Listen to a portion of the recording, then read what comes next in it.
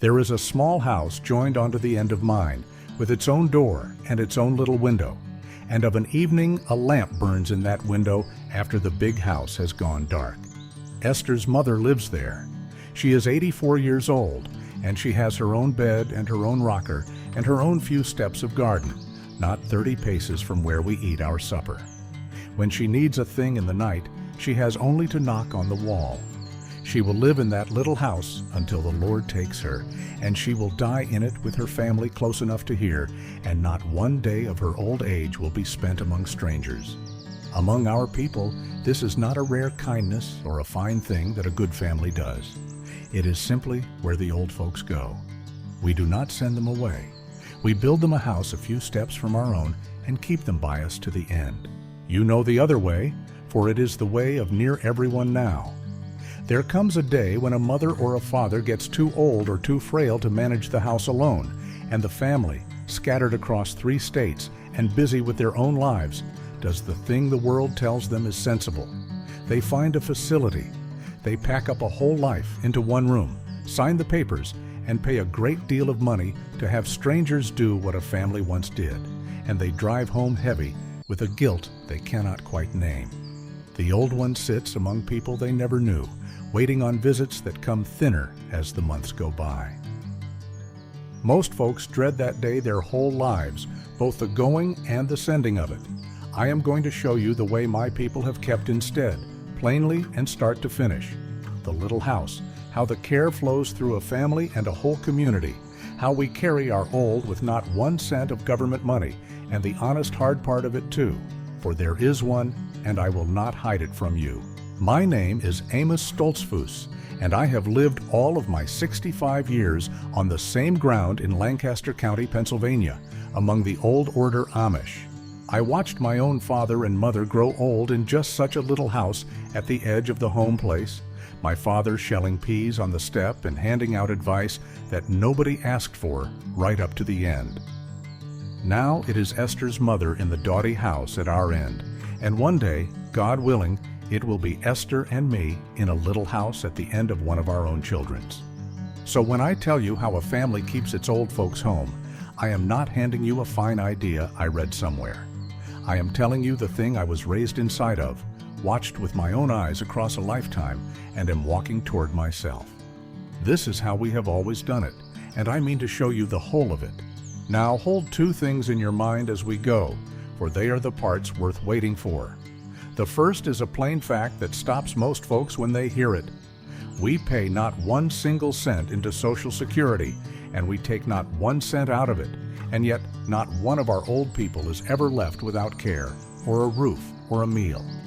How a whole people carries its own aged with no government check at all, I will lay out for you before we are through. The second is the honest hard part, the one most who praise our way will never once mention. Keeping an old one home to the end is not all lamplight and peace. It is heavy work, and it costs a family dear in ways that have nothing to do with money.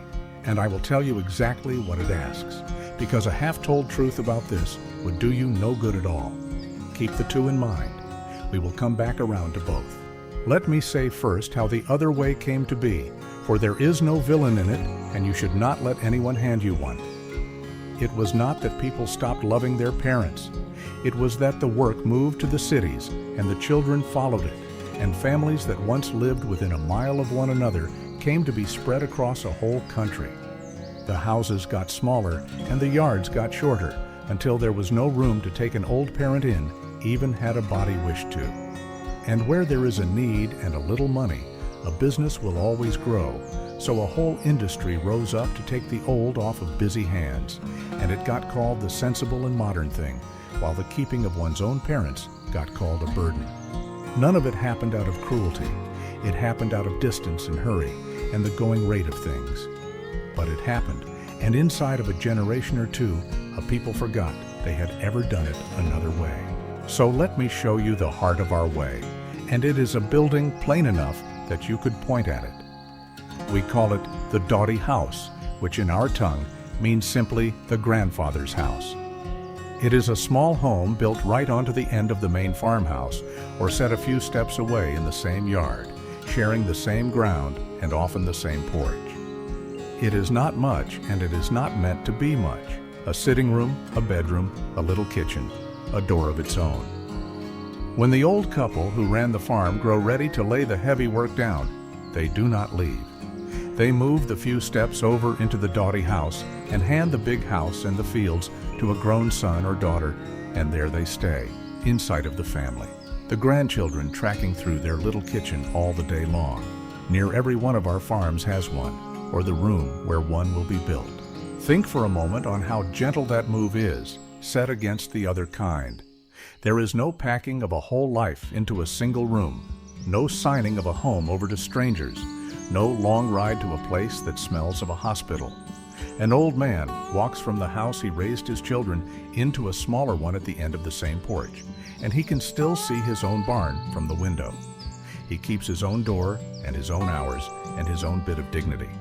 He is not a guest, and he is not a patient. He is grandfather, living where he has always lived. The farm passes to the young while the old are still here to be asked how a thing is done, so nothing is lost in the handing over. It is a settling, not an uprooting. The old give up the weight of the place and keep the belonging, and that trade is the whole quiet sense of it. Now here is the part that makes the whole thing turn, and it runs in two directions across a lifetime. When the grandchildren are small, it is the old ones in the little house who help raise them. A grandmother who takes the babies while the mother cans the beans.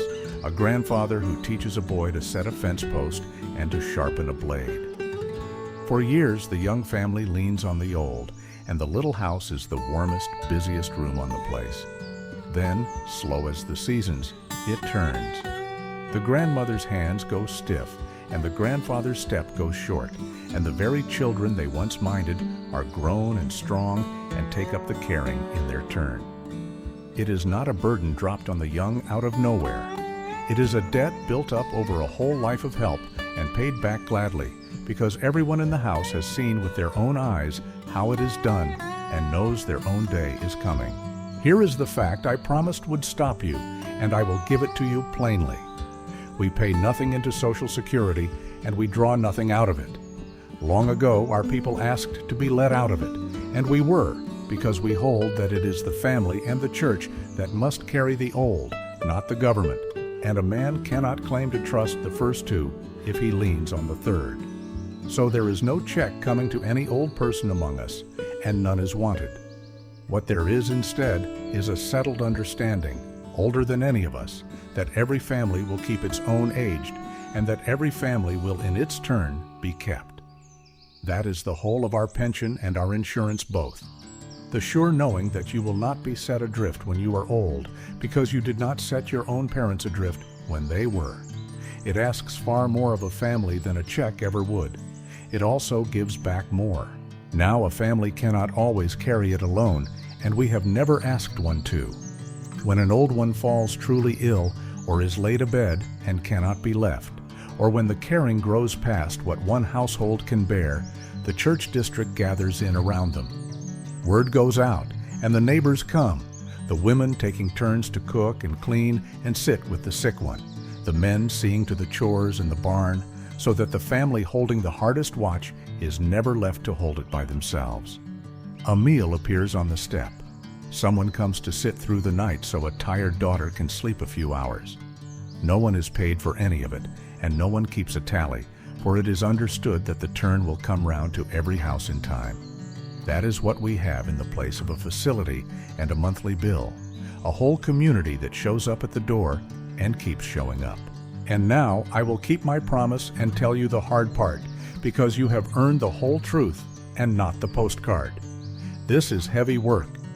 Tending an old one whose body has failed, the lifting and the washing and the turning of a person who once carried you, is a labor that wears a family thin, and there is no wage at the end of it. Hardest of all is when the mind goes before the body, when a mother looks at her own daughter and does not know her, and the daughter must care for a stranger wearing her mother's face. There are long nights and short tempers and a grief that starts long before the dying does. We do not pretend any of it is easy, and I will not sell it to you as though it were.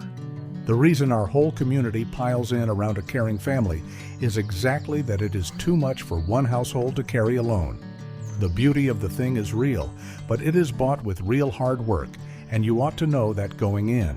And I will tell you one more honest thing, for there are folks who will paint my people as never once setting foot in such a place, and that is not the truth of it. It is the rule that our old stay home, but it is not an iron law with no bend in it. Now and again, there comes a case where an old one needs care around the clock, machines and medicine, and hands trained for it, that no farmhouse and no willing daughter can rightly give. And in a case like that, even we will turn to a home for the help of it. And here of late, a thing has begun that would have surprised my grandfather. A few of our own communities have gone together and built their own small care homes, run in our own plain way, for the few who truly need them. So do not let anyone tell you we never use such a place. We use it rarely and only at the far end of need. Staying with the family is the rule. It has never had to be a law. Set the hardship to one side for a moment and see what the old ones give back, for it is a great deal, and it is the quiet reason the whole way is worth its cost. An old woman in the dawdi house is not a person waiting out her days. She shells the peas and snaps the beans and mends what wants mending. The fussing baby gets handed to her so a worn-out mother can rest, and when the bread will not rise or a young marriage hits its first hard patch, she is the one the young wife comes to. An old man gives his counsel whether it is wanted or not, and half the time it is wanted because he has seen the thing before. They are asked, they are needed, they belong in the middle of the day's work, not off to the side of it. And so they come to the end of their lives known and useful and in their right place, which is a thing no comfortable room full of strangers has ever once given anybody. And think what it does for the children to grow up this way, with the old and the failing kept in plain sight instead of hidden off behind some far wall. Our little ones are in and out of the dawdi house all the day long. They see a grandmother's hands go slow and learn to be gentle with them. They fetch and carry for the old without being asked twice, because they have watched their own parents do the same. And when at last an old one dies, it happens at home, in the bed by the window, with the family gathered and the children not sent away from it, but present for it, so that dying is not some terror behind a curtain, but a plain part of living that they have seen up close. Those children grow up unafraid of age and easy with the weak, and they carry that into their own homes. And that is how a thing like this keeps itself alive. Not written in any book, but handed down, watched and copied, one generation minding the next. I think often of my own mother's last years in the little house at the home place. She had a chair by the window where the morning light came in, and she would sit there with a bowl in her lap, shelling peas for a supper she might not have much appetite for herself, just to have a hand in it. The grandchildren would run in to show her a frog or a scraped knee, and she was the court of last resort for every small trouble on the farm. Esther learned the whole of this care at her own mother's side, and now gives it back to that same mother in the room at our end, and our daughters watch her do it the way she once watched hers. There is a rhythm to it that you come to know in your very body. The tray carried over of a morning, the sitting a while, the small talk about who is calving and whose girl is courting. It is the plainest thing in the world, and it is the whole of what I am trying to hand you. For the one who would like the whole of it set down on paper, how a family plans for this long before the need ever comes, how the little house is best laid out, how to gather kin and neighbors into a fair sharing of the turns so that no one soul breaks under it, and how to begin the hard talk with your own parents while there is yet time. I have gathered all of it together in our Plain Family Guide, and the link to it sits right below this video. It is there for you if you care to have the long version in your own hands. That is the one and only time I will mention it. Now let me come back to you, and to the harder question of what any of this can mean for a person who has no farm and no church district and no little house at the end of the porch. For there is a great deal here that carries over, and it is the part I most want you to have. You may live a whole different life than mine, in a city, with your work in one place and your people in another, and no way on this earth to build a little house at the end of your yard. I know that, and I am not here to lay a guilt on you for a thing you cannot help. But the bones of our way will carry into most any life, if you want them. It is a room kept ready for a parent rather than a place found for them far off. It is the hard talk had early at a kitchen table while everyone is still well about what will happen and who will do what, instead of in a hospital hallway in a panic. It is the asking of a brother and a sister and a neighbor to each take a turn so the whole weight never lands on one back. And it is a plain decision made ahead of time in your own heart that your old people are yours to keep near and not a problem to be handed off. You cannot copy my farm. You can copy that. Step back and see what the whole of it comes to in the end. In my settlement, there is no old man lying awake in a strange bed wondering why his children sent him off, and no old woman spending her last years among people who do not know her name. Our people grow old in the houses they gave their lives to, with the young near enough to hear a knock on the wall, and they die known in their own beds, with family close. It costs us dearly, in work, in nights, in the long grief of watching a parent fade. And we pay it without a check from anyone and without a facility to take the weight off us. We do it for one reason.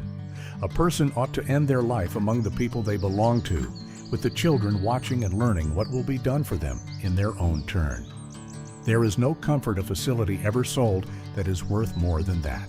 So here is what I would have you carry away and do, and none of it asks you to be Amish or to own a farm. First, have the talk, and have it soon, while your parents are still well. Ask them plainly how they wish to grow old and who will do what, so the day of need is not the day you start deciding.